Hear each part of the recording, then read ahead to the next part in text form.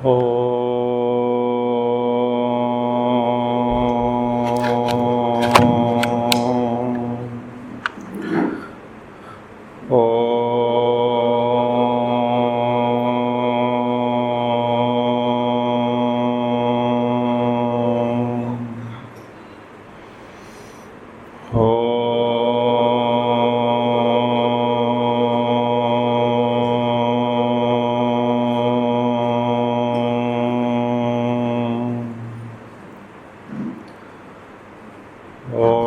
श्री गणेशाय नमः। ओम श्री सरस्वत्यै नमः। ओम श्री गुरुभ्यो नमः। ओम समस्तजनकल्याणे निरतं करुणामयं नमामि चिन्मयं देवं सद्गुरुं ब्रह्मविद्वरं सद्गुरुं ब्रह्मविद्वरम्।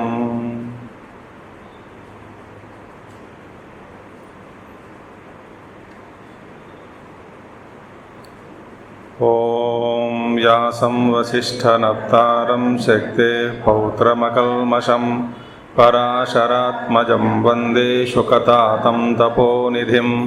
व्यासाय विष्णुरूपाय व्यासरूपाय विष्णवे नमो वै ब्रह्मनिधये वासिष्ठाय नमो नमः।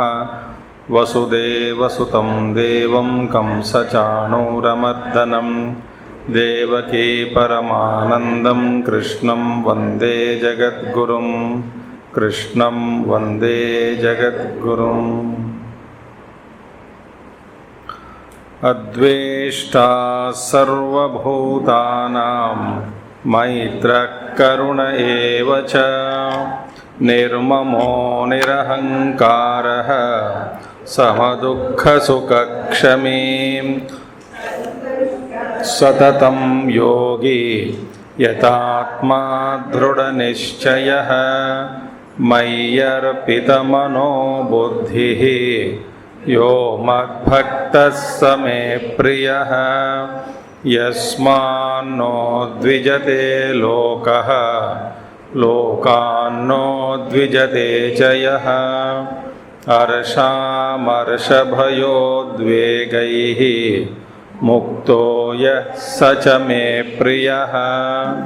अनपेक्षः शुचिर्दक्षः उदासीनो गतव्यथः सर्वारम्भपरित्यागी यो मद्भक्तः स मे प्रियः। यहाँ तक हमने देख चुका है और आगे जाके भगवान कहेंगे यो न हृष्यति न द्वेष्टि न शोचति न काङ्क्षति शुभाशुभपरित्यागी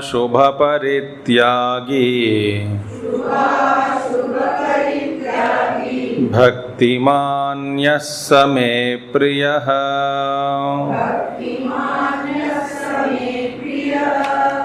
यो न हृष्यति न द्वेष्टि न शोचति न काङ्क्षति शुभाशुभपरित्यागी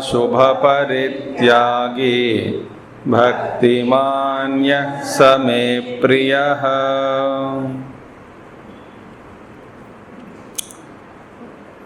आपका ध्यान इस पर गया होगा कि हर श्लोक में भगवान कहते हैं समे प्रियः समे प्रियः समे प्रियः समे प्रियः।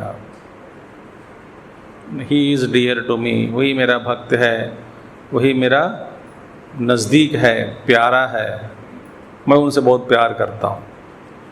तो अभी तक हमने अद्वेष्टा सर्वभूतानां 7 मूल्य, संतुष्ट सततम योगी यतात्मा दृढ़ निश्चय मय्यर्पित मनोबुद्धि मद्भक्तः, ये सब 6 मूल्य उसमें हैं। फिर यस्मान्नो द्विजते लोको लोकान्नो द्विजते च, उस लेख में 3 मूल्य है। तो 3 लक्षण या गुण भक्त का, ज्ञानी भक्त का। और अनपेक्षः शुचिः दक्षः उदासीनो गतव्यतः सर्वारंभ परित्यागी, उसमें फिर 6 गुण है। और कुल मिलाकर अभी तक कितना होया?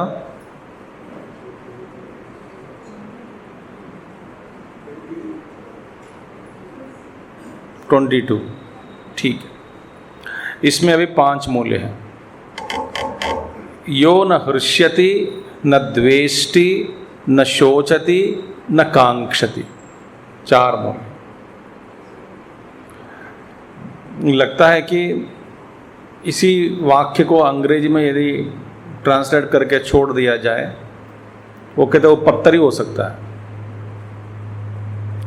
जिसमें ना हृष्यति आनंद नहीं है, द्वेष नहीं है, शोक नहीं है और कुछ मांगता भी नहीं है, तो पत्थर ही हो सकता है। नहीं, भगवान कहते हैं यहाँ पे यो न हृष्यति। यो न हृष्यति माने इष्ट प्राप्तो। इष्ट प्राप्ति वस्तु में हमने कहा कल उत्कर्ष, हर्ष। हर्ष में और दुख में, दोनों में व्यक्ति अपने आप को भूल जाता है। ज़्यादा सुख मिला, अपने आप को भूल गया, और ज़्यादा दुख भी हुआ, अपने आप को भूल जाता है। ये हर्ष और शोक जो है, हमारा जो आंतरिक स्थिति है, मानसिक स्थिति है, उससे अंदर भीतर स्थिति में जो स्थित है, आत्म स्थिति में जो स्थित है, ये दो जिसको ये दोनों सताते हैं, और जिस व्यक्ति मन में ही फंस गया, अंतःकरण में बैठा हुआ जीव को जब ये दो शोक और हर्ष और शोक बहुत सताते हैं, इन दोनों में अपनी जगह जहाँ पर बैठा था उसे एकदम उछलकर बाहर आ जाता है। जैसा कि रथ सारथी बैठे हैं लगाम हाथ में रखकर और घोड़े आगे हैं। यदि घोड़ों का बल ज़्यादा है लगाम से, है ना, और लगाम से भी बहुत बड़ा कमज़ोर है चलाने वाला, तो चलाने वाला का बल अत्यंत कम है, बहुत कम है। और उससे भी ज़्यादा बलवान कौन है? बल किस में है? लगाम में है, रस्सी में है। और उससे सबसे बेहतरीन बल वाले कौन है? मजबूत वाले घोड़े हैं। तब क्या होगा? एक झटका आगे सारे घोड़े मिलकर आगे झुकता है ना, ये जो रथ सारथी को ऊपर उछाकर फिर आगे मार्ग पर गिरा देते हैं और कुचल मचल कर आगे चले जाते हैं। अभी भी घोड़े पे जो सवारी करता है ना, वो उसका बल ज़्यादा होना चाहिए घोड़े से भी, नहीं तो फिर घोड़ा फेंक देता है। इसी तरह हर्ष और शोक जो है, अक्षर उपासक को, माने कोई साधक को अपने जो आंतरिक जो स्थिति है, जिस स्थिति में बैठा है, उस स्थिति से, स्वभाव स्थिति से, सहज स्थिति से ये दोनों बाहर खींचकर फेंक देता है। इसी का हुआ अपने आप को भूलना। हर्ष में भी व्यक्ति भूल जाता है और शोक में भी अपने आप को भूल जाता है।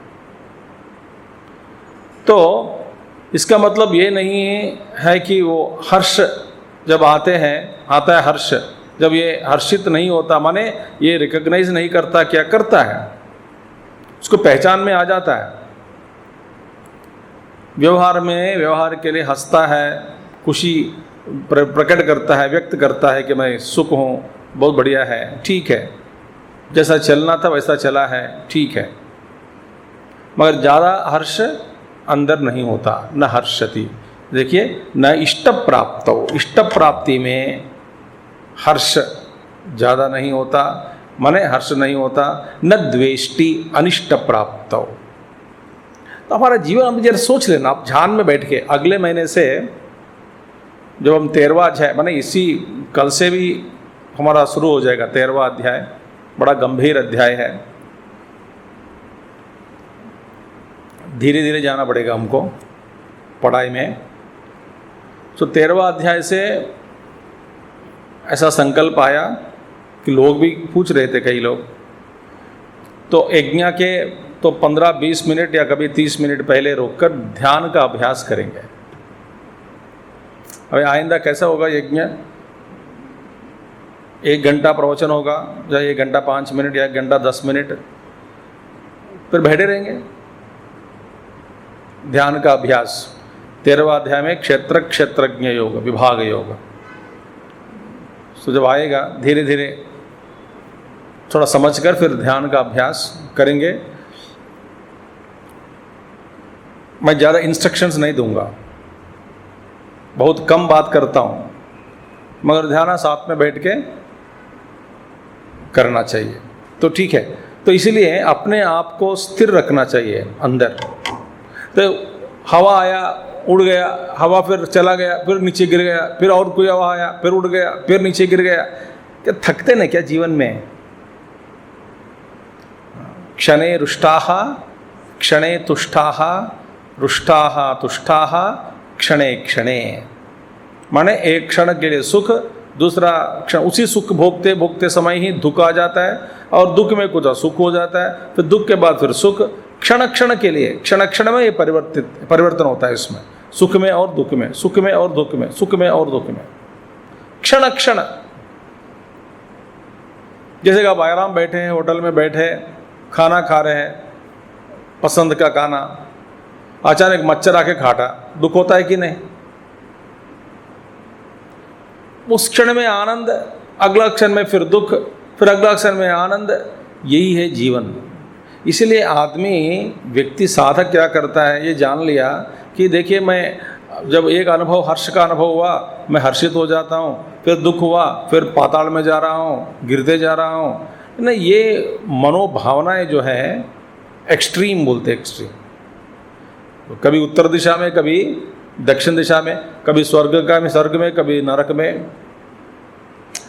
चैन नहीं मिलता आदमी को जीवन में। ये समझना चाहिए कि ये चैन नहीं मिल रहा है, मुझे आनंद नहीं हो रहा है, शांति मिल नहीं रही है।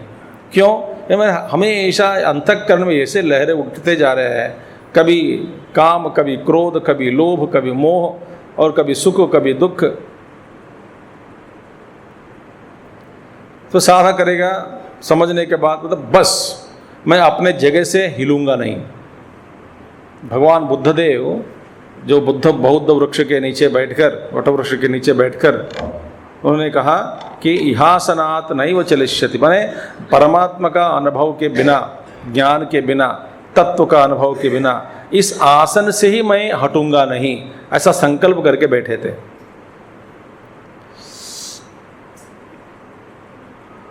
तो इसलिए अंदर उसे अस्म ऋषि, भगवत महाभारत में आया है इसका नाम अस्म ऋषि, माने भीतर हमारा जो स्वरूप है, हम जहाँ बैठे हैं अंदर, वहाँ पे कोई चलन नहीं होना चाहिए।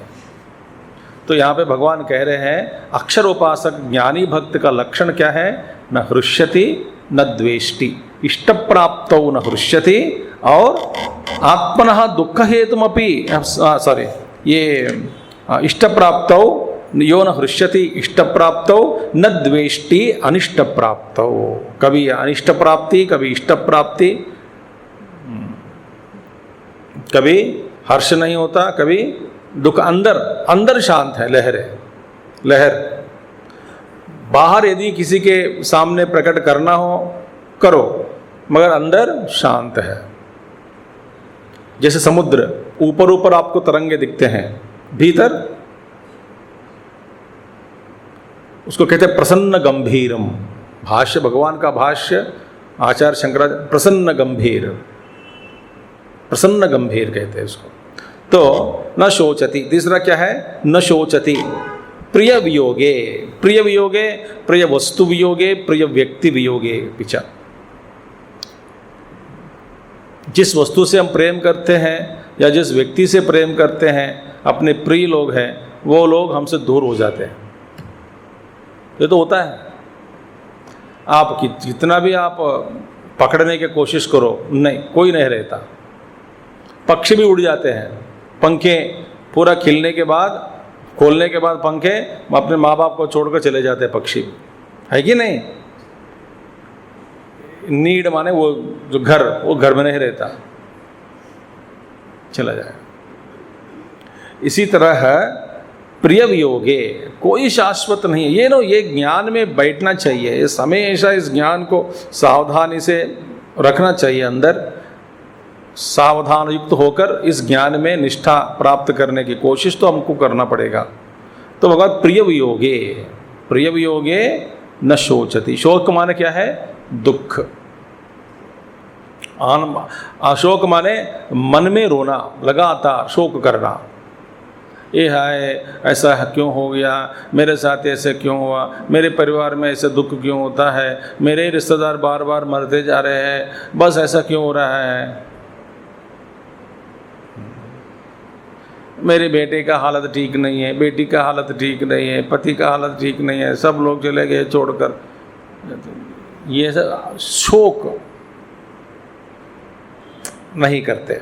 तो न शोचति प्रिय वियोगे न च अप्राप्तम कांक्षति। देखिए, अप्राप्त वस्तु को, ऐसे चीज बहुत चीजें हैं, आप जानते हैं कि आपको जीवन में ये मिलेगी नहीं।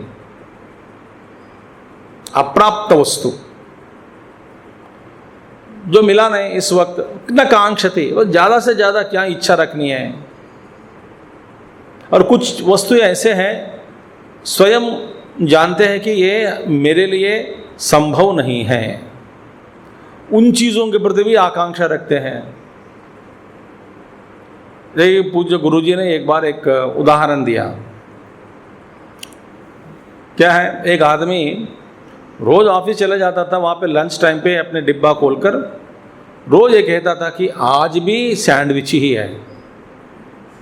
रोज ये ऐसा बोलेगा कि आज भी सैंडविच है। डिब्बा खोलता है, आज भी सैंडविच। सब लोग सुन सुन के थक गए।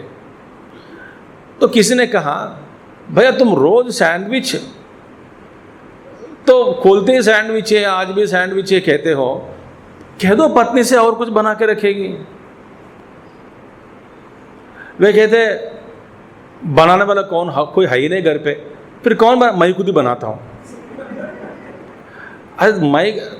मैं खुद ही रोज सैंडविच बना के डिब्बे में रखता हूँ।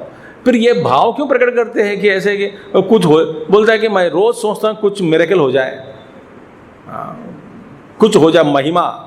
तो आज ये मैं संकल्प करता हूँ कि मैं तो सैंडविच रखा हूँ, दोपहर तक पराठा बन जाए। ये नहीं होगा। आप ये जानते कि संभव नहीं है, क्योंकि आप स्वयं बनाया और बना के सैंडविच ही रखा है, तो आप डब्बा खोलने सैंडविच ही मिलेगा आपको, और कुछ मिलता नहीं। और कुछ चीजें ऐसे हैं जीवन में, अप्राप्त वस्तु दो तरह के हम देख सकते हैं। एक है कुछ वस्तु ऐसा है हम चाहते हैं मगर हमारे लिए संभव नहीं है,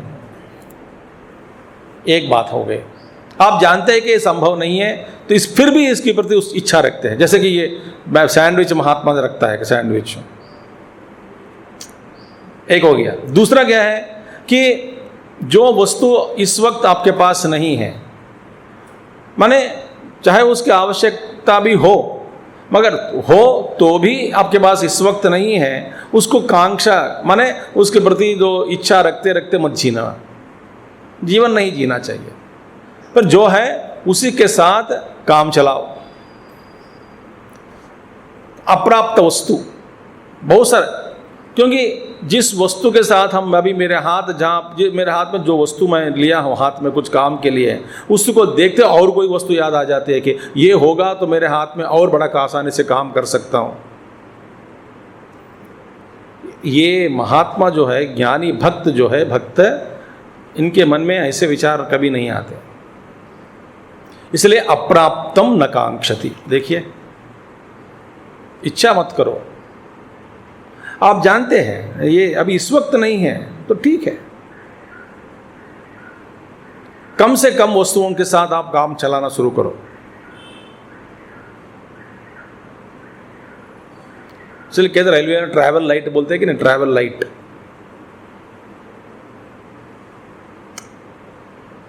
बढ़िया है। नफ्स अप्राप्तम कांक्षति। और क्या है दूसरा, नेक्स्ट वन, शुभाशुभे कर्मणे परित्यक्तम शीलम अस्य अति शुभ अशुभ परित्यागी। देखिए, शुभ कर्म और अशुभ कर्म, माने ये संकल्प को त्याग दिया। शुभाशुभ परित्याग माने कोई भी कर्म, कोई भी कुछ भी अनुभवों की परंपरा में प्रत्येक अनुभव हमको कभी प्रवर्तक प्रेरणा देते हैं कि ऐसा करोगे शुभ होगा, ऐसा करोगे तो अशुभ होगा, ऐसा मत करो, ऐसा ही करो। इस तरह के जो भावनाएं, थॉट्स, विचार, वृत्ति उत्पत्ति होती रहती अंदर। भगवान ने शुभ को त्याग दिया, अशुभ को त्याग दिया, क्योंकि वास्तव में शुभ और अशुभ एक ही सिक्के के दो पक्ष हैं। आप जिसको शुभ कहते हैं आज, वही अशुभ हो सकता है, और जिसको आप अशुभ कहते हैं वही शुभ निकलता है भविष्य में। वास्तव में शुभ और अशुभ, इसलिए नचिकेत ने क्या कहा, यमराज से पूछा कि मुझे धर्म भी नहीं चाहिए, अधर्म भी नहीं चाहिए। जो धर्म से और अधर्म से परे है वो तत्व जो है वो मुझे बताइए, मैं वो जानना चाहता हूँ। क्योंकि आज धर्म फिर अधर्म, फिर धर्म फिर अधर्म, इस चक्कर में मैं फंसना नहीं चाहता हूँ। अभी तक फीसा गया, बहुत पीसा गया। तो इसीलिए भगवान कहते हैं शुभ अशुभ परित्याग। मन में संकल्प, शुभ संकल्प, ये संकल्प, बहुत सारे संकल्प मत करो। तो कर्तव्य कर्म ना शुभ है ना अशुभ है।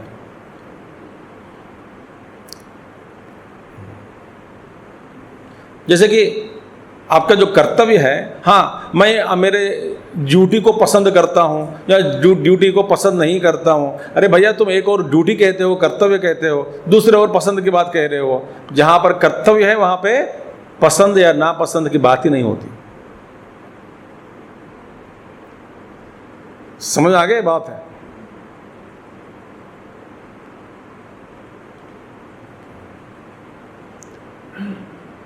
तो भगवान कहते हैं शुभ अशुभ कर्मणि परित्यक्तम शीलम। ये दोनों संकल्प को त्याग दिया। ये शुभ है अशुभ है ऐसा नामकरण नहीं करता।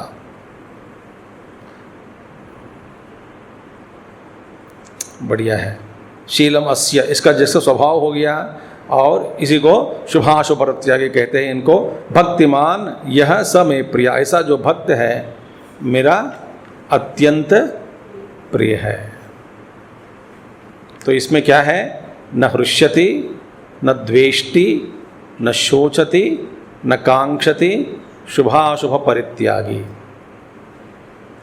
भक्तिमान यह समे प्रिय। ऐसे व्यक्ति को, साधक को या उपासक को या ज्ञानी को कभी दुख नहीं होता। दुख माने मनोवृत्ति, कभी दुख नहीं होता। बढ़िया है। समशत्रौ च मित्रे च तथा मानापमानयोः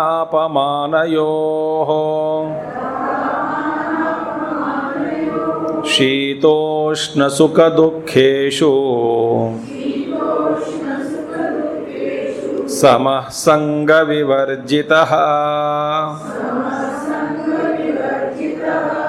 समः शत्रौ च मित्रे च तथा मानापमानयोः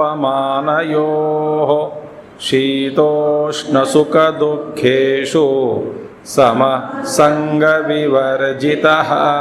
समः शत्रौ च मित्रे च तथा मानापमानयोः पूजा परिभवयोः शीतोष्ण सुख दुःखेषु समः सर्वत्र च संगवर्जितः। समः शत्रौ च मित्रे च, ये भी है। जीवन में या यात्रा में, जीवन की यात्रा में कई शत्रु बन जाते हैं। आप बनाए ना बनाए, लोग आपको शत्रु की दृष्टि से ही देखते हैं। स्वयं कई लोगों को आप शत्रु बना सकते हैं अपना, और स्वयं अपने आप को दूसरों के लिए शत्रु बना सकते हैं, दूसरों को भी आप शत्रु बना सकते हैं। मगर आप ये किसी को शत्रु बनाए बिना और अपने आप को शत्रु के बनाना नहीं चाहते हैं, तो भी लोग शत्रु दृष्टि से देखते हैं। ये मज़ेदार बात यही है। तो मैं ये नहीं कह सकता हूँ कि दूसरों के मन में मेरे प्रति शत्रु भाव या शत्रु बुद्धि उत्पन्न ना हो, ये मेरे हाथ में नहीं है।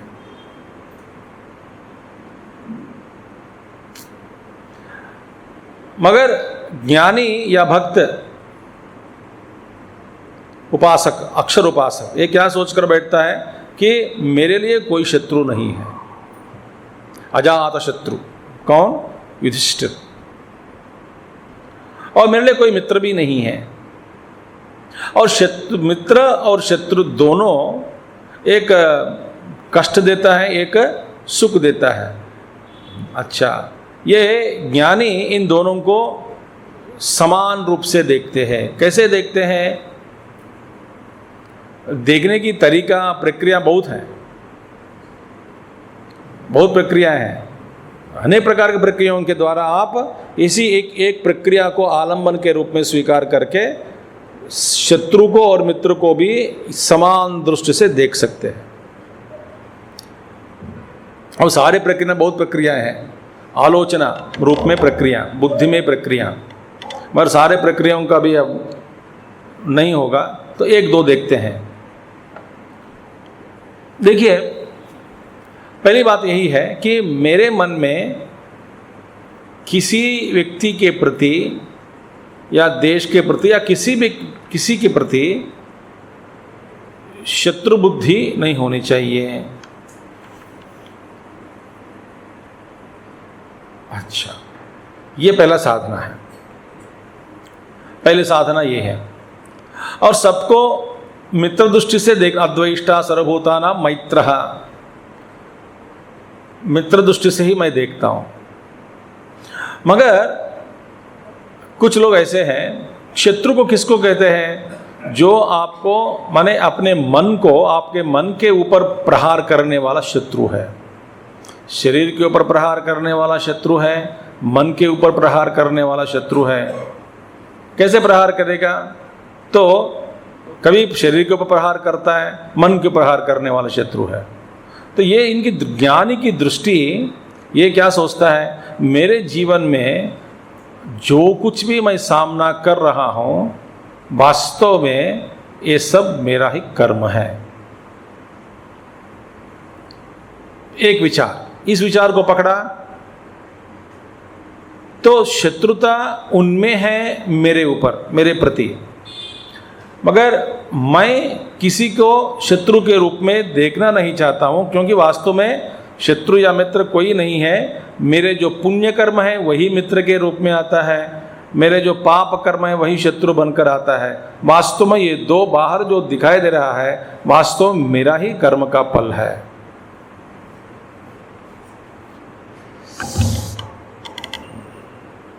अब इसको मानना पड़ेगा, क्योंकि ये सिद्धांत ऐसा है कि क्योंकि कारण के बिना कार्य की उत्पत्ति नहीं होती है। तो ये एक दृष्टि, इस दृष्टि को लगाया, शत्रु है, मित्र है, सब समान है। और शत्रु और मित्र, जो मेरे लिए उपकारी बनेगा वो मुझको मित्र कहता हूँ, जो मेरे लिए अपकारी बनेगा उसको मैं शत्रु कहता हूँ। और वास्तविक दृष्टि से ये भी हमको समझना चाहिए कि कभी अपकारी उपकारी बन जाता है, कभी उपकारी अपकारी भी बनता है। तो फिर कहाँ है? कोई टगे नहीं रहते कि ये शत्रु हमेशा के लिए शत्रु है, ये मित्र हमेशा के लिए ही मित्र है। ये संभव नहीं है। ये एक विचारधारा, इस कोण से देखोगे तो दोनों को समान रूप से आप देखने का अभ्यास आप कर सकते हैं। दूसरा है, तो ठीक है, एक शत्रु बन गया, शत्रु मुझको शत्रु के रूप में, अपने शत्रु के रूप में देख रहे हैं। फिर भगवान कृष्ण ने क्या कहा? भगवान कृष्ण किसी को शत्रु नहीं बनना चाहते हैं, मगर कहीं के राक्षस लोग भगवान को शत्रु बना दिया। तो पौंड्रक वासुदेव भी देखो शत्रु बन गया। कैसे शत्रु बना? कि भगवान जलन के कारण वो भी अपना एक दूसरा एक्स्ट्रा 2 हाथ टांग कर घूमते थे कि मैं भी चतुर्भुज, मैं ही पौंड्रक वासुदेव, मैं ही असली वासुदेव हूँ। ये वासुदेव कहाँ से आया? मैं ही असली हूँ, वो नकली है। और राक्षस लोग भगवान कृष्ण के साथ हैं। मगर भगवान श्री कृष्ण हाँ सभी राक्षसों को मारकर फिर क्या किया, अपने में विलीन कर दिया, सबको आशीर्वाद दिया है। तो आप भगवान का उदाहरण दे रहे हैं, हम तो मनुष्य हैं, इसलिए मनुष्य के साधन की दृष्टि से क्या है, वास्तव में जो शत्रु और मित्र जो है ये कौन सा किसका रूप है, परमात्मा का ही रूप है। वो ये एक जीव अज्ञान में फंस गया, इसलिए अपने आप को समझ नहीं पा रहा है, इसलिए मुझको शत्रु के रूप में वो अनुभव कर रहे हैं, देख रहे हैं। तो बेचारा करके एक दया रूप से दोनों को समदृष्टि से देखते हैं। ये मित्र है, ठीक है, ऐसा मित्र नहीं है आज मैंने उपकार किया मगर कल इनको डांट भी सकता हूँ, जरूरी पड़े तब मैं अपकारी बनूंगा। जैसे देखो जीवन भर माँ बहुत करती है बच्चों के लिए, एक बार कुछ इनकार किया कुछ चीज़ को, अचानक शत्रु बन गया, माँ बन जाती है शत्रु एक ही क्षण में ना, है ना। ये शत्रु बुद्धि और मित्र बुद्धि दोनों बुद्धि में कल्पित है।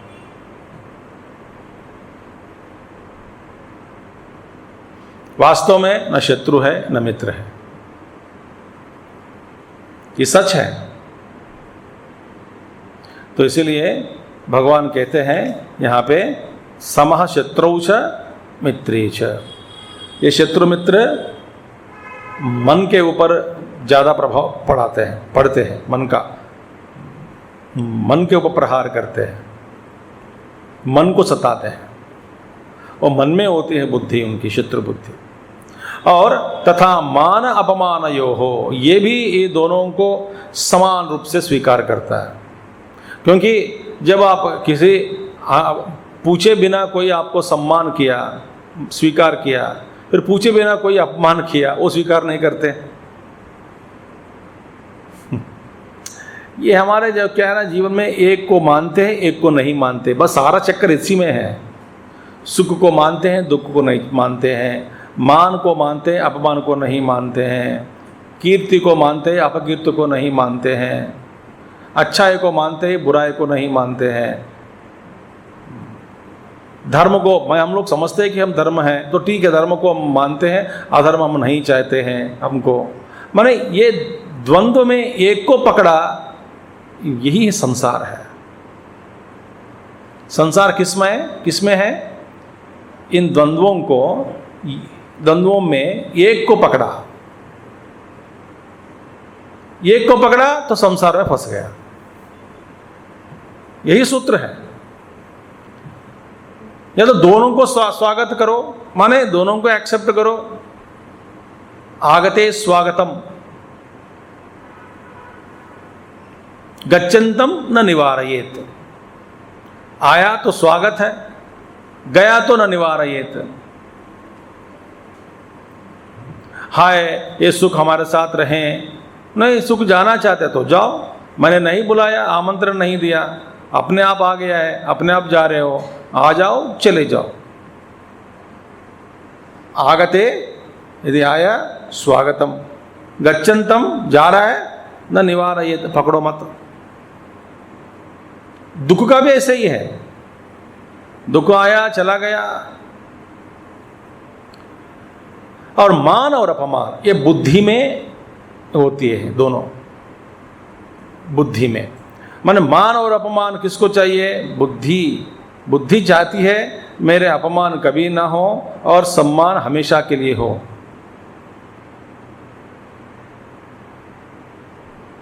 हम सब जानते हैं कि सम्मान हमेशा के लिए कभी नहीं होता।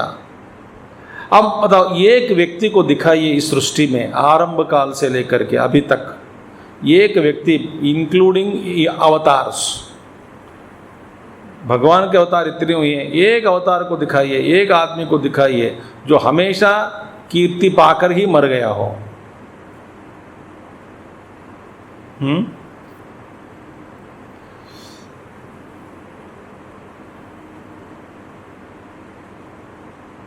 कीर्ति में डूब गया बेचारा, सांस बंद हो गया इसीलिए मर गया।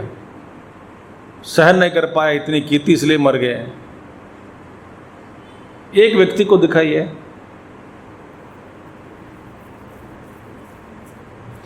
महात्मा जो ज्ञानी जो उपासक अक्षर उपासक को ये सूत्र को जान लिया कि इस संसार में मैं पिसा जा रहा हूँ। क्यों पिसा जा रहा है, किसके बीच में पिसा जा रहा है? जो आटा पीसते हैं, दो वहाँ पे दो पत्थर होते हैं, जो भी दो पत्थर पीछे मैं पिसा जा रहा हूँ चक्की में। अच्छा, तो दो है, दो के बीच में मैं पिसा जा रहा हूँ। ये दो क्या है? द्वंद्व।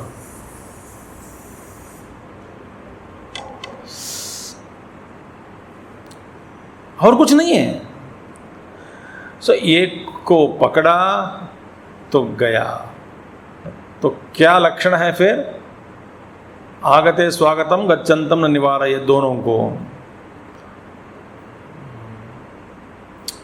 आने वाली दुख ज़्यादा है, कष्ट ज़्यादा है, ये कष्ट ठीक है सहन कर सकता हूँ, इसलिए ये कष्ट रहे, आने वाले कष्ट को त्याग देते हैं।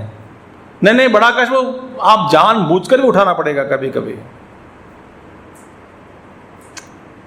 इसलिए कई लोग बोलते हैं मैंने घर बना दिया और वहाँ जा रहे हैं, पर यहाँ पे क्या मिलता है आपको? यहाँ मिलता है ये दुख है, वहाँ पे इससे भी ज़्यादा कष्ट होगा, मगर उसे सुख क्या है वहाँ पे? बस एक मोह क्या है? मैं अपने घर में रह रहा हूँ, यही मोह है। तो जानते हैं वहाँ जाने के बाद बहुत कष्ट होता है, तो भी ले लिया। ऐसा नहीं कह सकते कि बस यहीं रहेंगे, नहीं, तुम्हारी इच्छा है। कष्ट यहाँ पे भी है, वहाँ पे भी है। पुराने घर में भी कष्ट भोगना पड़ता है, नए घर में भी कई बार क्या हमेशा ज़्यादा कष्ट भोगना पड़ता है। बगल वाला कीला मार रहा है तो आपको सोचता कि दीवार गिरी गया।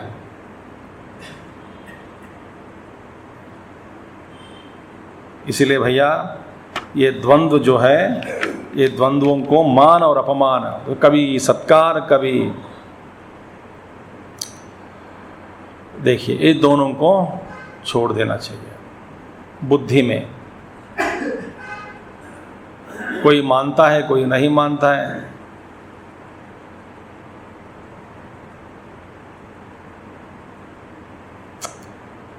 तथा मानापमान पूजा परिभवयो हो, माने पूजा माने गौरव सत्कार प्राप्त करना, परिभव माने पराभव, पराभव माने इंसल्ट। ठीक है। और शीत उष्ण सुख दुखेशु, सुख और दुख मन में, इसका विस्तार हो गया। शीत उष्ण शरीर की स्थिति से, कभी गर्मी कभी सर्दी।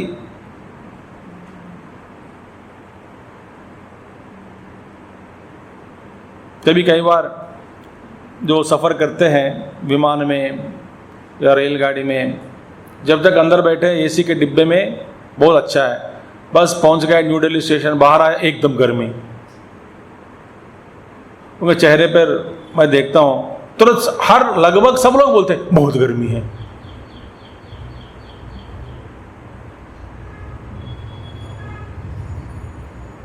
फिर क्या करना चाहिए?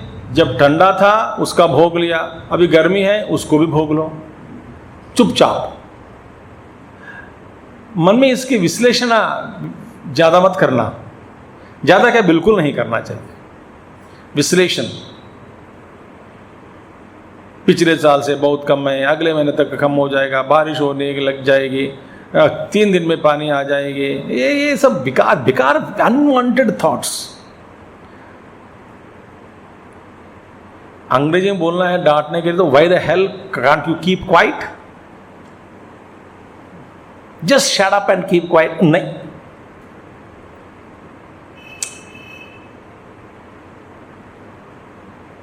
मैं तो लोगों से सुनकर थक गया हूं।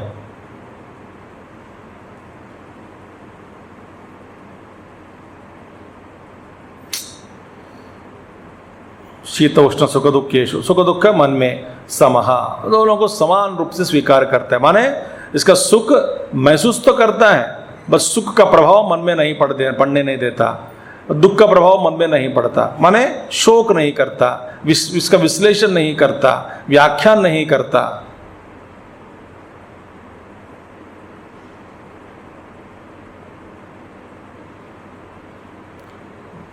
जैसी परिस्थिति सामने आ गई उसके अनुरूप व्यवहार करता है, बस वर्तमान में ही जीता है। ऐसा क्यों हुआ, ये प्रश्न का जवाब कोई नहीं दे सकता। गर्मी क्यों है, बढ़ रही है, पता नहीं।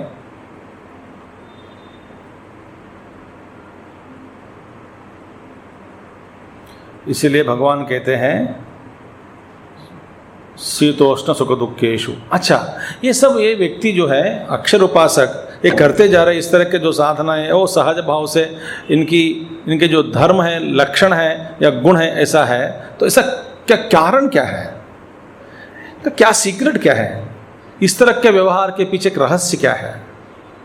तो भगवान चाबी खोल देते हैं, इधर ही है। क्या है? संग विवर्जितः। इसी के कारण हेतु क्या है, इसका हेतु क्या है? संग विवर्जितः।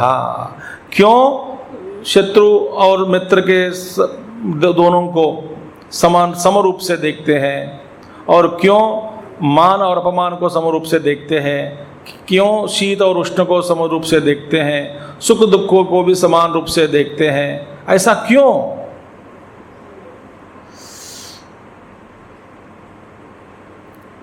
हेतु क्या है? संग विवर्जितः, बस। तो जीवन जीने का रहस्य क्या है? संगी मत बनो। संगी बने बिना जैसा खेलना है खेलो, मजा आएगा आपको। जैसे कि आपको जब तार रोड नए नए तार डालते हैं ना, तार, उसके ऊपर चलकर देखो, चिपक जाते हैं। एक एक कदम उठाना फिर दूसरा कदम डालना इतना मुश्किल है वहां पे, क्योंकि प्रत्येक कदम में चिपक गया। जैसे तार रोड पर नए नए जो तार डालने के बाद कुछ 1 घंटे 2 घंटे के बाद वो सूखे बिना ही, जब सूखा नहीं पूरा, तब आप चलने के लिए कोशिश करेंगे। जैसा आपके जो जूते चिपक जाते हैं रास्ता पे, इसी तरह जीवन की रास्ता में भी हमारे जो राग और द्वेष, ये द्वंद्वों के कारण हम चिपक जाते हैं दुनिया से, आगे नहीं चल सकते, मज़ा नहीं आता चलने में, हल्का नहीं होते हैं। दिल में भार, शरीर का भार, बुद्धि में भार।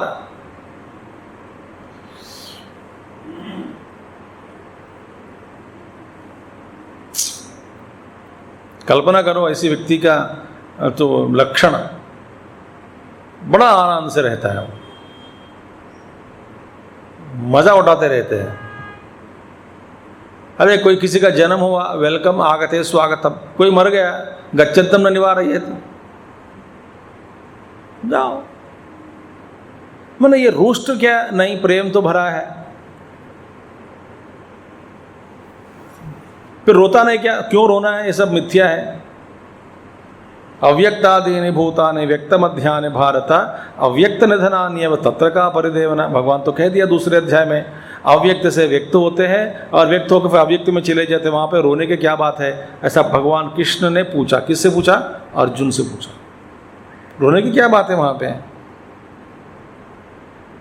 अव्यक्त से आए हैं और फिर व्यक्त में व्यक्त होकर कुछ, जैसे कि हर पात्र पोषक रंगस्थल पर नट नर्तकी, नट और नर्तकी दोनों है ना, पर्दे के पीछे बैठते हैं। जब अपना समय आ गया मंच पर डांस करते हैं, अपना सीन खत्म हो गया फिर चले जाते हैं। अव्यक्त से व्यक्त हुआ, व्यक्त से फिर अव्यक्त हो गया। इसमें क्या रोना है? इसीलिए संग विवर्जितः। तो संग भाव माने संगी माने अटैचमेंट। वास्तव में इस दुनिया में बड़े आनंद से जीने वाले कौन है? जो संग विवर्जितः है, वही है। जो निस्संग है वही जीवन सही ढंग से जी पाता है।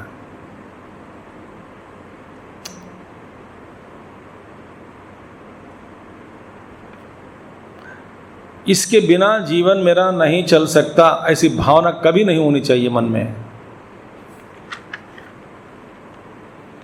वस्तु की दृष्टि से, व्यक्ति की दृष्टि से, अनुभव की दृष्टि से, परिस्थिति की दृष्टि से, माहौल की दृष्टि से, जो भी है, किसी भी आप दृष्टि से देखे हैं, तो आप को ये ऐसी भावना नहीं होनी चाहिए कि इसके बिना मेरा जीवन चल नहीं सकता।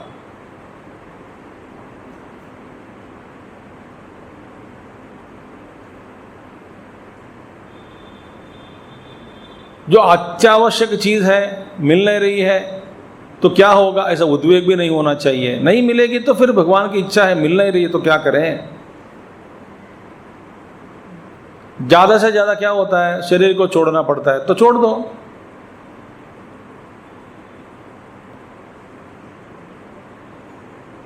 क्यों छोड़ दे, तो मैं तो शरीर ही नहीं हूं, ऐसा अनुभव से मैं जान लिया। तो वहां तक पहुंच जाते हैं व्यक्ति, साधक, अक्षर उपासक। इसीलिए इसका हेतु क्या है, संग विवर्जितः। ठीक है। किंच तुल्य निंदा स्तुतिर्मौने संतुष्टो येन केनचित् अनिकेतस्थिरमतिः भक्तिमान् मे प्रियो नरः तुल्य निंदा स्तुतिर।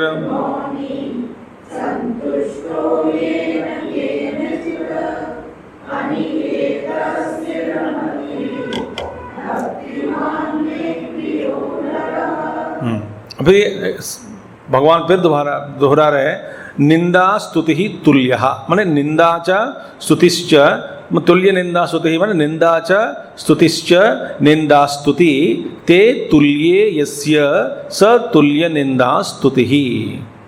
जिसके लिए तुल्य माने समान, एक ही है, क्या, निंदा और स्तुति तुल्य है, वो तुल्य निंदा स्तुति ही। देखिए,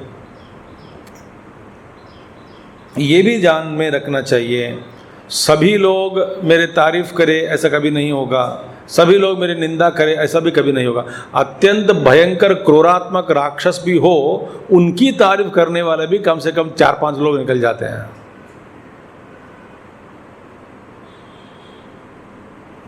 रावण है तो मंडोदरी प्रेम करती थी, उनके अनुयायी राक्षस लोग प्रेम करते थे रावण से।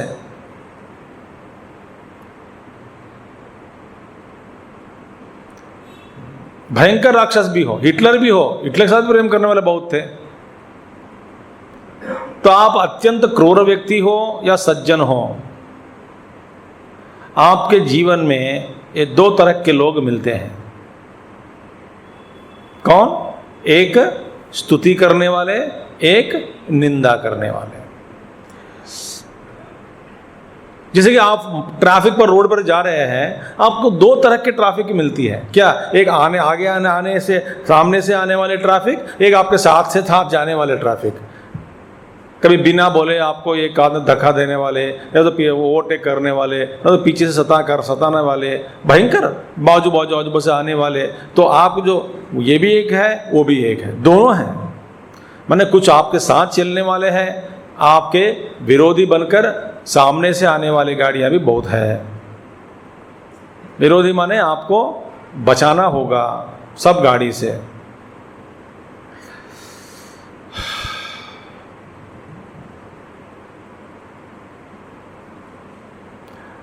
तो क्या करें, दोनों को छोड़ दो, दोनों समान है।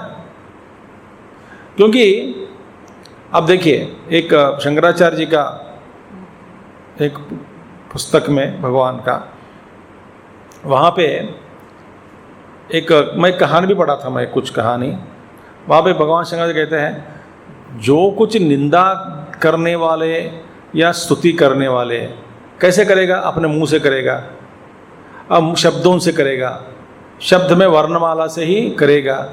52 अक्षर है हिंदी में, तो इन 52 वर्णों से ही किसी को गाली भी देता है, किसी की स्तुति भी करेगा।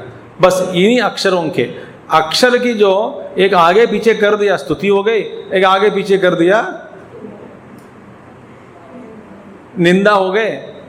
तो इसलिए एक महात्मा जी ने कहा they are mere vibrations of sound.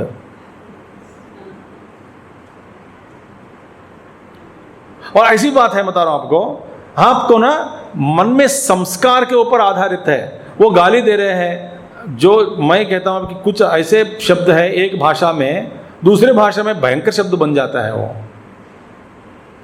बोलने लायक बिल्कुल नहीं है, मगर ऐसा शब्द उस प्रांत में उस प्रांत के लोग दिन में 100 बार उपयोग करे बिना व्यवहार ही नहीं चलता उनको, उनका व्यवहार देखिए।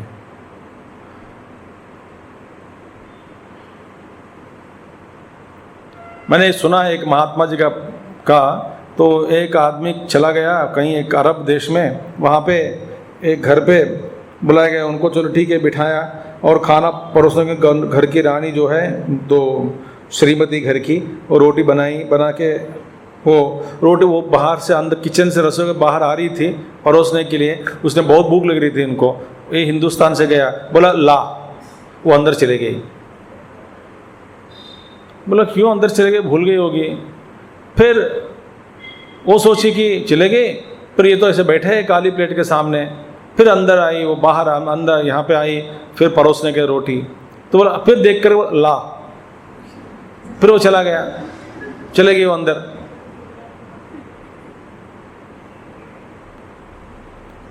तो पता नहीं चला उसको, क्यों पता, मैं बुला रहा हूँ तो वो आती नहीं, वो आके चले जाती है।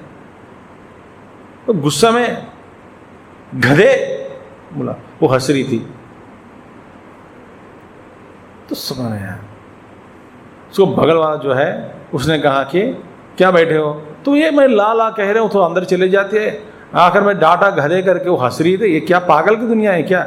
नहीं नहीं, हमारी भाषा में ला माने नहीं चाहिए, जाओ, नहीं चाहिए, और गधे माने बुद्धिमती।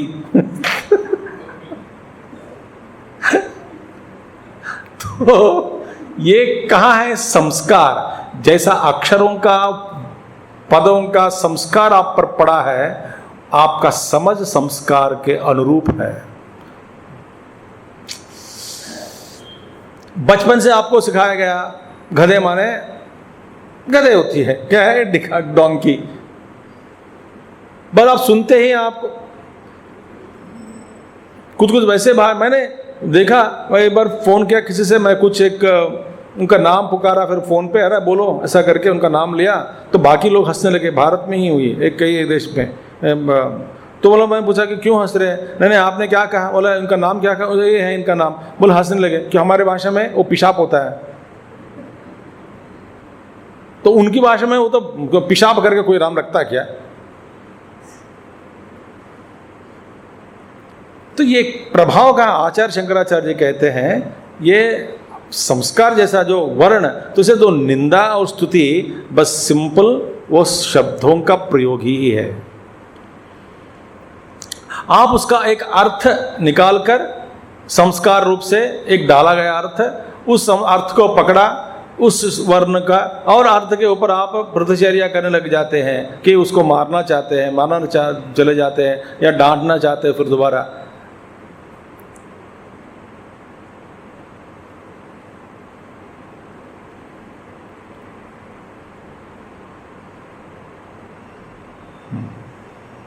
और भी गहरी बात है इसमें, देखिए कोई गाली भी दे और आपको स्तुति भी करे, आपकी स्तुति भी करे, किसकी कर रहे हैं, उपाधि का,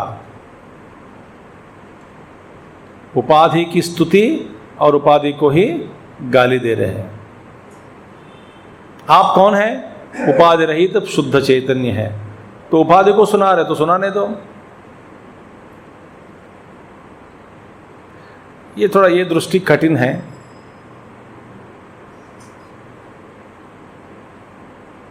तो इसको मानकर चलो कि जीवन में कुछ लोग स्तुति करते हैं, कुछ लोग निंदा करते हैं। आप जितने भी अच्छे हो तो वो भी निंदा करने वाले निकलते हैं, और कितने भी बुरा हो तो भी स्तुति करने वाले निकलते हैं, होते ही है जीवन में।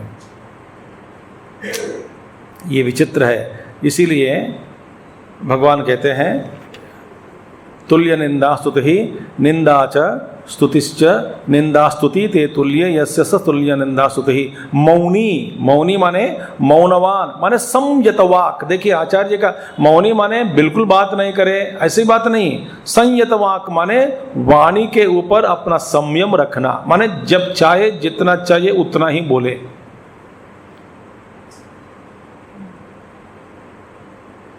देखिए आपको इस जगत के साथ, बाहर दुनिया के साथ जितना संबंध बना के रखा है उतना बोलना पड़ता है आपको।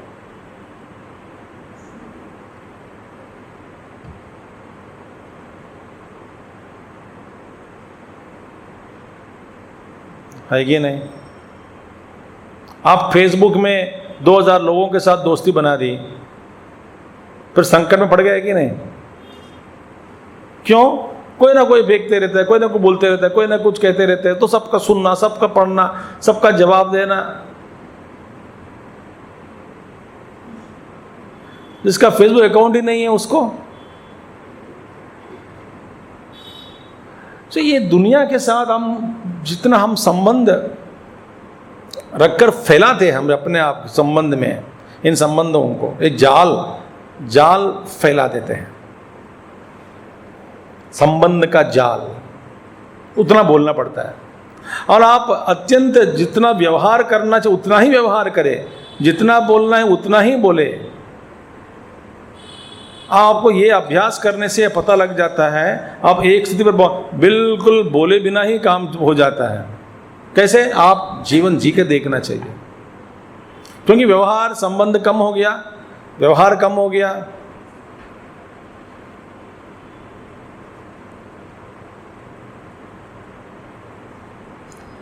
तो इसीलिए वहां पे भगवान कहते हैं संयत वाक। संयत वाक माने बहुत कम बोलने वाला, यह है मौनी। मौनी माने मुनेर भाव। मुनेर भाव माने मननशीलवान, जो अपने मन में हमेशा कुछ चर्चा तत्व के बारे में सोचते रहते हैं, मनन करते रहते हैं, तो बाहर की दुनिया से ज़्यादा बात करना ये बंद हो जाता है। एकांत में बैठकर अभ्यास करने वाले लोग, बहुत लोग हैं, कलाकार लोग हैं, कवि लोग होते हैं, एकांत में बैठ जाते हैं, उनके साथ भी व्यवहार बहुत कम होता है दुनिया के साथ उनका। वे हमेशा मौन में रहते हैं।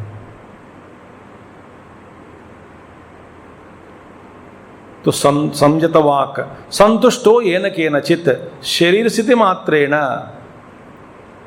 किसी भी प्रकार से जो भी कुछ भी मिल गया, शरीर की स्थिति है, बस आज भगवान ने जिंदा रखा, कुछ ना कुछ खाने के लिए दे दिया, कुछ ना कुछ ओढ़ने के लिए दे दिया। तो महात्मा लोग क्या करते हैं, बस जो दो टुकड़ा सिला के ओढ़ के चले जाते हैं। ये गंदा दिखता है किसको? मुझे तो दिखता नहीं, देखने वालों को गंदा दिखता है तो आंख बंद करके चले जाओ।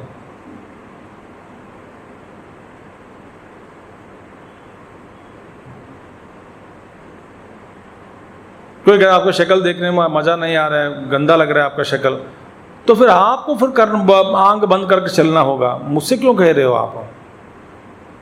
बिना बोले ही आप बंद करके चले जाओ, बंद करके।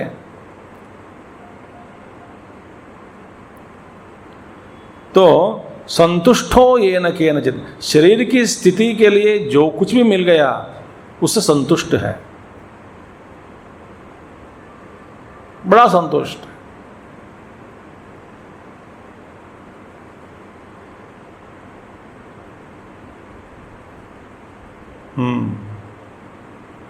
ठीक है। तथा च उक्तम, ये महाभारत में श्लोक है, येन केनचिद् आच्छन्नो येन केनचिदाशितः यत्र क्वचन शायी स्यात् तम देवा ब्राह्मणं विदुः। येन केनचिद् आच्छन्नः, जो कुछ भी कपड़ा मिल गया ओढ़ने के लिए ठीक है। येन केनचिद् आशितः, जो कुछ भी मिला खाने के लिए ठीक है। यत्र क्वचन शायी, जहाँ मिला, जहाँ मौका मिल गया सोने के लिए, जो जगह मिली उस पर सो गए। तम देवाः ब्राह्मणं विदुः, उसी को ब्राह्मण कहते हैं, ऋषि कहते हैं, मुनि कहते हैं, महात्मा कहते हैं। कौन कहते हैं? देवता लोग कहते हैं, वही ब्राह्मण है। माने रोटी कपड़ा मकान हो गया इस तरह। देखिए, ये न के नचित आच्छन्न कपड़ा हो गए, कि ये न के आशिता जो कुछ मेरा खाना हो गया, क्वचन शाही मकान सोने के लिए रहने के लिए, जो मिला मिला ठीक है, आराम आनंद ही आनंद है। साधु लोग, कई लोग घूमने वाले परिव्राजक लोग, उनके कुछ थकिया चाहिए क्या, नहीं चाहिए, कुछ चटाई चाहिए क्या, नहीं चाहिए, ओढ़ने के लिए मेरे पास पुराना एक कंबल है, काफ़ी है, फिर जमीन पर सोएंगे क्या, हाँ आराम से।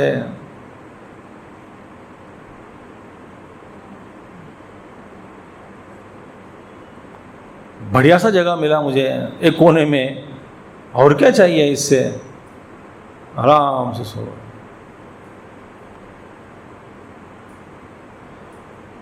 और मन में बहुत सारे विकार है। ये तकिया ठीक नहीं है, ये बेडशीट नहीं बदला, पलंग खराब हो गया, एसी काम नहीं चलता है, बेडलाइट ठीक नहीं है, पीने के लिए पानी की व्यवस्था नहीं की गई, और ये फ्लास्क ठीक नहीं है, वो ठीक नहीं है। ये सब सजाते मर जाएंगे जीवन में हम। सबको सजाने में समय बेकार हो गया। ध्यान नहीं करता, ध्यान की सजाई में लग जाते हैं प्रक्रिया के लिए। तो किंच और अनिकेतः, निकेतः आश्रयः और निवासः, आश्रय निवास, नियतो न विद्यते यस्य सह। निवास का माने क्या है, जहाँ पे कोई नियम से वास न हो उसको कहते हैं अनिकेत, माने निवास से उसको कहते हैं आश्रय। निकेत माने जहाँ पे नियम से वास न हो, नियम के साथ वास न हो। अनिकेत माने बिल्कुल घर नहीं है, ऐसी बात नहीं है, वो घूम रहा है पर परिव्राजक है। मगर अनिकेत माने, निकेत माने क्या है, नियम के साथ वास जिसके पास नहीं है, मतलब जिसका वास नहीं होता, नियम से नहीं होता। वास माने निवास, नियम से नहीं होता। देखिए, नियम से नहीं होता, हाँ, एक दिन एक आश्रम में सो गया, वहाँ का भोजन का समय 8 बजे रात का भोजन, ब्रेकफास्ट का, रमण महर्षि आश्रम में चले जाओगे 7:30 बजे नाश्ता खिलाते हैं आप। नहीं, मेरे नाश्ता 10 बजे खाती हूँ, और आपको 10 बजे मिलेगी नहीं इडली आपको। वहाँ में 11:30 बजे खाना भोजन, 11:30 बजे भोजन, इतनी जल्दी से, वहाँ का नियम है। आश्रम में 8 बजे के बाद कोई स्त्री नहीं रहना है, ये क्या है, कोई नियम है। 7:30 बजे आप भोजन खिला देते हैं, खा के जाओ। मैंने एक दिन उस आश्रम में रहा, उस आश्रम का नियम, कोई नियम नियत वास नहीं है, वो कुछ नियम पूर्वक एक वास करना नहीं होता है। दूसरा दिन और जगह पे चला गया, वहाँ का नियम अलग है, कुछ मिलता है कुछ नहीं मिलता। कई जगह पे सोने के लिए पलंग मिलता है, एक जगह पे ज़मीन मिला, एक जगह पे तकिया नहीं मिली, एक जगह पे कुछ मिलता है, एक जगह पे कुछ नहीं मिलता। तो कोई नियम के रूप ही वास हमारा, हम देखिए जीवन में बड़ा बहुत मूल्य देते हैं, किसको, नियम के साथ रहने के हम प्रयास करते हैं। देखिए, सुबह 6 बजे कॉफ़ी मिलनी चाहिए या चाय मिलनी चाहिए, नाश्ता 8 बजे होनी चाहिए, सारा नियम अपने घर में नियम के साथ होता है, वो निकेत बन गया। अनिकेत माने जिसका नियम से वास नहीं है। देखिए, नियतः, देखिए भगवान कहते हैं निकेत माने आश्रय, निवासः नियतो न विद्यते, नियत नियम नहीं है। किसी घर में गया, कई आश्रम में कुछ मिलता है, रोटी सब्जी दाल अलग अलग, कुछ आश्रम में खिचड़ी ही मिलती है, और कुछ आश्रम में बस सिर्फ सांभर चावल और एक अचार, एक सब्जी। अच्छा, रोटी नहीं देंगे, रोटी नहीं देंगे, पालक पनीर कुछ नहीं।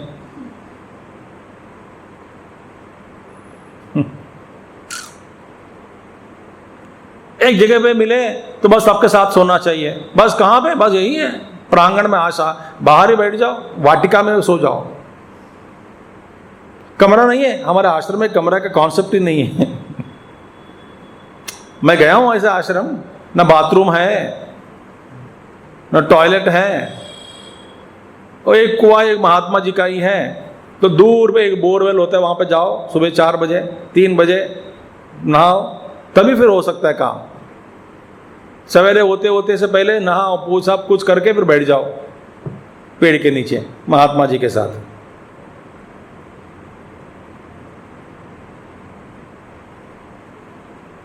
भालू के ऊपर हम सो गए थे, ऊपर पेड़, पेड़ के नीचे, नीचे भालू, सो गए। बिछाने के लिए बढ़िया रेखी है, वहाँ रेगिस्तान जैसे है, फर्स्ट क्लास, वहीं सो जाओ आराम से। आजू बाजू कोई घर है, कुछ कर नहीं है, अंदर महात्मा जी बैठते हैं, बाहर आपको रहना होगा। फिर सामान कहाँ रखे, पेड़ के ऊपर टांगो अपना बैग।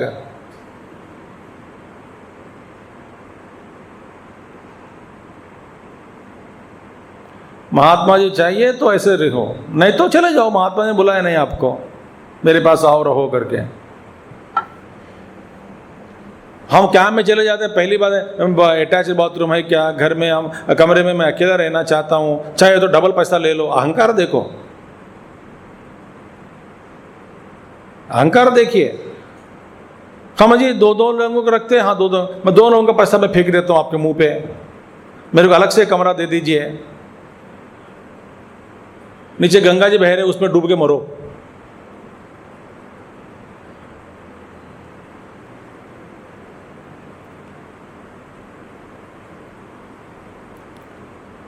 अनिकेत माने कोई नियम का वास नहीं है। देखिए अनागारः इत्यादि स्मृति अंतरात, स्मृतियों में उसको अनागार, अनागार जिसका निवास नहीं है, कोई निवास, ये मेरा निवास है, ये मेरा घर है, ये मेरा रहने का तात्पर्य है, ये मेरा रहने का जो बंदोबस्त है, व्यवस्था है, ऐसा कुछ कोई कह सकते नहीं कह सकते। ठीक है, हाँ। स्थिर मति ही माने स्थिरा परमार्थ वस्तु विषया मति ही यस्य स स्थिर मति ही, बुद्धि स्थिर हो गया किसके बारे में, परमार्थ वस्तु विषय ज्ञान के बारे में। मति माने बुद्धि में स्थिरता आ गई, बस परमात्मा माने शुद्ध चैतन्य, कहीं ना कहीं मेरा स्वरूप को मैं जानना चाहता हूँ, जानना चाहिए। ये बार सारा जस काम क्रोध मन में उठते रहते हैं, मगर फिर भी ये सब असत्य है, ये सब माया है, वासना के कारण ये सब चल रहा है, ये सब मुझ में कल्पित है। शास्त्र का ही इसका उपदेश है, गुरु का उपदेश है, शास्त्र ही प्रमाण है, गुरुवाक्य ही प्रमाण है। तो तत्व के बारे में निश्चय रूप से बैठ गया साधक में रूप में, या नहीं तो अनुभव सिद्ध से ये तत्व को अनुभव कर लिया तो निश्चय बुद्धि होगी, वहाँ पे टालता नहीं, डोलता नहीं। उस स्थिति से उस अनुभव से कभी गिरेगा नहीं, गिरने की संभावना भी नहीं है। स्थिरमति ही, ऐसा जो भक्त मेरा प्रिय है।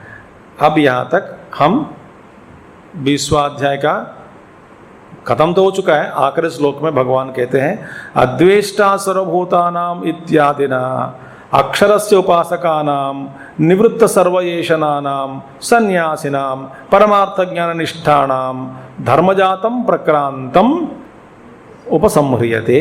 देखिए अद्वैत सर्वभूतानाम से शुरू होकर अक्षरस्य उपासकों के लिए उनके निवृत्त सर्व माने जो सारे ऐशनाओं से निवृत्त हो गए, जो सन्यासी है माने जिसका परमात्मा ज्ञान परमार्थ ज्ञान में निष्ठा है, उनके जीवन में धर्म जातम, उनके जीवन में जब ऐसे महात्मा लोग से स्वभाव सिद्ध से सहज भाव से जो प्रकट होते जो धर्म है वो सब उसका धर्म का प्रकरण उपसंह्रियते, इस उसका प्रकरण उपसंहार किया है। फिर आकर में भगवान कहते हैं आखिरी श्लोक में ये तो धर्म्यामृतमिदम् यथोक्तम पर्युपासते श्रद्धाधाना मत्परमा भक्तास्तेतीव मे प्रियाः ये तो धर्म्यामृतमिदं यथोक्तं पर्युपासते श्रद्धदाना मत्परमा भक्तास्तेतीव मे। ये तो सन्यासिनः, जो सन्यासी लोग हैं, धर्म्याम अमृतम, ये अमृत धर्म है। क्योंकि क्या, क्यों अमृत धर्म है? धर्मात अनपेतम धर्म्यम च तद अमृतम च तद अमृतत्व हेतुत्वात्। ये देखिए, ये क्यों अमृतम धर्म भगवान ने कह दिया इसको अमृत, इस धर्म को अमृत कहा। क्यों कहा? क्योंकि ये धर्मात अनपेतम धर्म्यम, ये कभी अपना जो धर्म है उससे कभी अनपेतम माने उसको अलग नहीं होता। ये जो शाश्वत धर्म है ना, ये तो शाश्वत धर्म है, जिसके पास ये पहुंचने के बाद उस धर्म का मन सच्चिदानंद रूप अहम ब्रह्मास्मि इस जो अनुभव से कभी हटेगा नहीं। ये इसका धर्म जो है सच्चिदानंद रूप भगवान का जो ब्रह्म तत्व के बारे में, ईश्वर के संबंध में जो कुछ भी हम कहते हैं वो शाश्वत धर्म है। बाकी सारा धर्म जब तक सृष्टि है, कुछ धर्म सृष्टि काल तक चलते हैं। इसीलिए ना नचिकेत पूछा आप कब तक रहोगे? भाई मैं अग्नि कल्प तक मैं रहूंगा, फिर बाद में मैं चला जाऊंगा। आप जाने के बाद फिर मेरा आपका जो वर क्या होगा वो कैंसिल हो जाएगा। नहीं, मुझे ऐसा नहीं चाहिए, मुझे शाश्वत पद चाहिए, शाश्वत धर्म गोप्ता ये है। इसलिए धर्म्यम माने धर्मात अनपेतम धर्म्यम, और ये अमृत भी है। ऐसा धर्म माने कौन सा? इस धर्म का स्वरूप क्या है? अमृतम, इसलिए धर्म्यामृतम। ऐसे धर्मामृतम अमृतत्व हेतुत्वात्। इस धर्म को अमृत क्यों कहा गया? क्योंकि धर्म अमृतत्व हेतुत्वात्। ये ऐसा धर्म जो है माने अद्वेष्टा सर्वभूतानां मैत्र करुणयोच, ये सारे धर्म अमृतत्व हेतु है, अमृतत्व की ओर ले जाने वाले साधनाएं हैं, ये ले जाने वाले धर्म है। इसलिए अमृत धर्म, इसलिए अमृतत्व हेतुत्वात् इदम यथोक्तम अद्वेष्टा सर्वभूतानाम इत्यादना। अभी तक मैंने जो बताया अद्वेष्टा सर्वभूतानाम, भगवान कह रहे हैं पर्युपासते, इन सारी इन धर्मों को जो पर्युपासते मतलब लगातार अनुष्ठान करते हैं, परिसमन्तात् सदा सर्वकाल सर्वावस्थेषु अनुतिष्ठन्ति, जो अनुष्ठान इसका अनुष्ठान के रूप में जो स्वीकार करते हैं, करके अनुष्ठान में लाते हैं। श्रद्धादाना संतः, और श्रद्धायुक्त होकर मत्परमाः यथोक्तः, मत्परमा ने मेरे ही उनका लक्ष्य माने मैं ही उनका लक्ष्य बनाकर वे साधना करते हैं। कैसे करते हैं? अहम अक्षरात्मा परमो निरतिशयाम गति ही। भगवान कहते हैं मैं जो परमेश्वर अक्षरात्मा रूप परम परमात्मा निरतिशय गति ही, जिसकी गति मैं ही जिसकी गति हो गया हूँ, बन गया हूँ। ये शाम ते मत परमा मत भक्ता, वही लोग मेरे भक्त हैं, परम भक्त है। उत्तमाम भक्ता च उत्तमाम परमार्थ ज्ञान लक्षणानाम भक्तिम आश्रिताः, वे मेरे भक्त है। क्यों? ये परमार्थ ज्ञान लक्षण रूपी जो भक्ति है उस भक्ति का आश्रय वो लेते हैं। माने बाकी आश्रय क्या है? भक्ति माने जहाँ पे भेद बुद्धि है वो भक्ति अलग है, यहाँ पे परमार्थ ज्ञान लक्षणाम भक्तिम। परमार्थ ज्ञान लक्षणाम भक्ति माने परमात्मा सर्वव्यापक है, ईश्वर है, शुद्ध चैतन्य है और मुझसे अभिन्न है, ऐसा जो समझकर उत्तम भक्ति करने वाले जो परम भक्त है मेरे, वही लोग अतीव में प्रियाः, वे अत्यंत प्रिय है मेरे लिए, बहुत नज़दीक है, बहुत प्यार करता हूँ मैं उनसे, क्योंकि उनमें और मुझ में कोई फर्क नहीं है। क्योंकि ये उत्कृष्ट भक्ति है। क्या उत्कृष्ट भक्ति क्या है? ज्ञान ही है। तो परमार्थ ज्ञान लक्षणाम भक्तिम आश्रिताः ते अतीव में प्रियाः।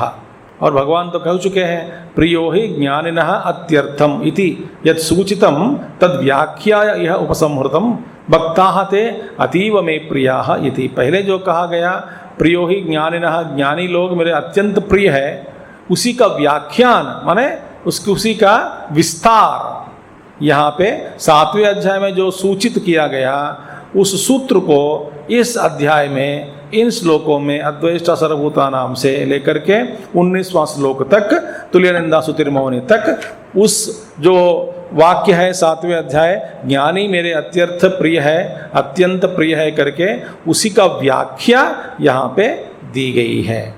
और देकर इसका उपसंहृतम भक्ता ते अतीव में प्रिया इति, इसका व्याख्यान कैसे उपसंहार हुआ, इसका उपसंहरण किया भगवान ने, भक्त ऐसे भक्त मेरे अत्यंत प्रिय है, नजदीक है। यस्मात् धर्म्यामृतम इदम यथोक्तम अनुतिष्ठन् भगवतो विष्णोः परमेश्वरस्य अतीव मे प्रियो भवति तस्मात् इदं धर्म्यामृतं मुमुक्षुणा यत्नतः अनुष्ठेयं विष्णोः प्रियं परम धाम जिगमिषुणा इति वाक्यार्थः। यस्मात् क्योंकि, सिंस धर्म्यामृतम इदम, ये धर्म अमृत धर्म जो है यथोक्तम जैसे बताया गया, अनुतिष्ठन् लगातार अनुष्ठान में लाते हुए, भगवतो विष्णु हो परमेश्वरः मैं मुझको कौन है, विष्णु, विष्णु रूपी मुझको माने परमेश्वर को, अतीव में प्रियो भवती माने ऐसे जो भक्त लोग मुझको माने ईश्वर को, परमेश्वर को, विष्णु को बहुत नज़दीक प्रिय हो जाते हैं। कौन लोग? ऐसे जो लोग हैं, ऐसे भक्ति साधना करने वाले, अमृत धर्म को अनुष्ठान के रूप में जीवन में उतार कर, अमृत धर्म माने अद्वेष्टा सर्वभूता नाम से लेकर के यहाँ तक, इदम तस्मात् देयरफॉर, क्योंकि ऐसा है इसीलिए, तस्मात् इदम धर्म्यामृतम मुमुक्षुणा, ये धर्म अमृत धर्म जो है मुमुक्षु के द्वारा यत्नतः अनुष्ठेयम, प्रयत्न करके अनुष्ठान करना चाहिए। किसके द्वारा? एक भक्त द्वारा, मुमुक्षुणा। कौन? क्योंकि जो विष्णु हो पदम परम प्रियम पदम, जो जानना, जो वहाँ पे जाना चाहते हैं, माने इच्छा करने वाले जो है, जिगमिषुना माने इच्छा करने वाले, जो परम प्रियम परम धाम को इच्छा करने वाले जो भक्त लोग हैं, उनको ये अमृत धर्म को जीवन में उतारने के लिए, अनुष्ठान करने के लिए, इसका प्रयत्न पूर्वक अनुष्ठान करने के लिए अपना सारा मन तन धन दिल लगाकर प्रयत्न करना चाहिए, ऐसा भगवान कहते हैं। इति वाक्यार्थः, यही है इस वाक्य का अर्थ। तो इसके साथ हम 12वां अध्याय समाप्त किया भगवान और गुरुदेव की आशीर्वाद से। इति श्री महाभारते शतसाहस्रयां संहितायां वैयासिक्यां भीष्मपर्वणि श्रीमद्भगवद्गीतासु उपनिषत्सु ब्रह्मविद्यायां योगशास्त्रे श्रीकृष्णार्जुन संवादे भक्तियोगो नाम 12वाध्यायः। ओम पूर्णमदः पूर्णमिदं पूर्णात् पूर्णमुदच्यते पूर्णस्य पूर्णमादाय पूर्णमेवावशिष्यते। ओम शांति शांति शांति। एक बार पहला श्लोक पढ़ के फिर समाप्त करेंगे। अर्जुन उवाच एवं सततयुक्ता ये भक्तास्त्वां पर्युपासते ये चाप्यक्षरमव्यक्तं तेषां के योगवित्तमाः। शुभम स्वस्ति हरि ओम।